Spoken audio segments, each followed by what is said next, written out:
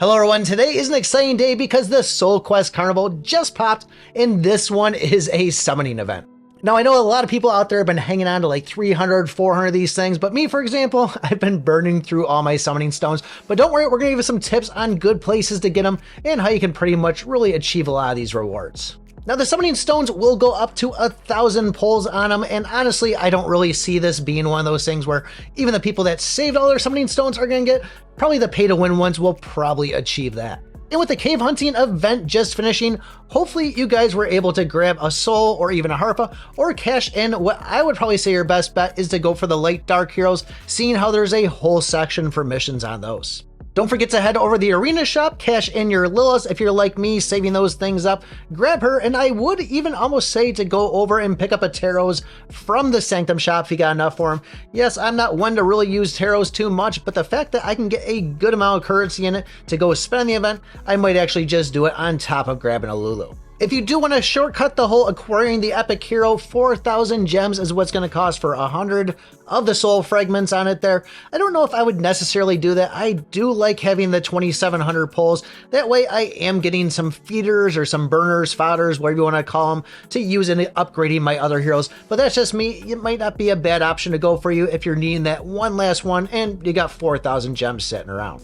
And the fact that some of the missions in there are get rare heroes, then the 2,700 just makes that much more of a sense to do that 10 pull. Logins, those are pretty straightforward. Just click on the game every day. You'll probably be doing a bunch anyways if you're going for these missions. But the Cave of Abyss, that's going to be the next one there of exploring 350 times to cap this out. Now, Cave of Abyss torches refresh every hour. So you figure this event is going to last 7 days. So figure you're getting about 165, 170 or so, roughly just from the normal ones coming in. Now on top of that, if we do want to go and purchase the extra 20 for the 1,000 gems there, that's still only going to be putting us up close to maybe around like 300 or so. So if you do want to hit that 350, you will need to go to the shop, do some re-rolling, buying from in there, and this will cost a lot of gems. This whole event is going to cost a lot of gems, but luckily for us, we're going to get rewarded for it.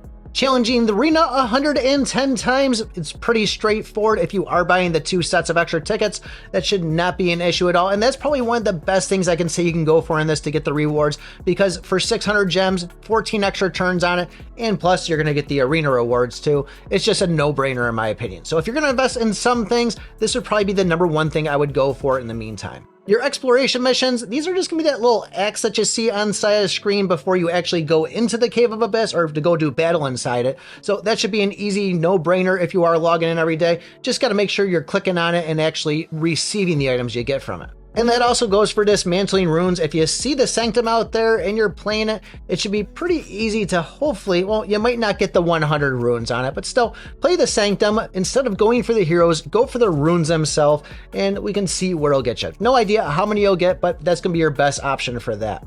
Now, I did mention some tips if you are struggling on not sitting on any summoning stones like me. This is a perfect time to go over to the Ancestral Tomb. See what you can beat over there. Even if you are stuck, the fact that we are going to be pulling summons in this is a good time to upgrade heroes, go back and try again, move some gear around, do whatever you can do, because there's a lot of gems you can get from the Ancestral Tomb and a lot of these summoning stones. And this goes for the Tower of Souls too. Every now and then we see that one where you can get 1 summoning stone, 2 of them, even 5 of them, and also going in and just playing the chapter. Whatever you can grind inside the game, do whatever you can, grind as much as you want, because there is some halfway decent stuff to get in here. And when I say halfway decent, I'm talking about Benzo being the main thing I got my eyes on, but we also had the chance to get Ripper and Coco. Now Coco I haven't really leveled up too much, but Ripper got him at least halfway decent and actually pretty strong, especially going up against those Rochelles. The fact that I have my Milia at 11 stars and I am using her in the Abyss, I might actually go focus on Benzo first, and then whatever I have left over, go pump it into Milia. On the pay to win account, I'm not really certain yet what I'm going to go for. I really got to plan out. I still haven't collected my rewards from the Arrow one. I really wanted to go for Selena on it, but I keep on thinking those soul stones, I really need them because I want to get that perfect link leveled up. But I'm curious to know what you guys think of this event, and if you have been sitting on summoning stones, let me know in the comments below how many of you got sitting right there. Other than that, if you guys want to know what I'm calling 5 advanced pro tips, take a look at this video right here. Thanks for watching, and remember, I pick my butt.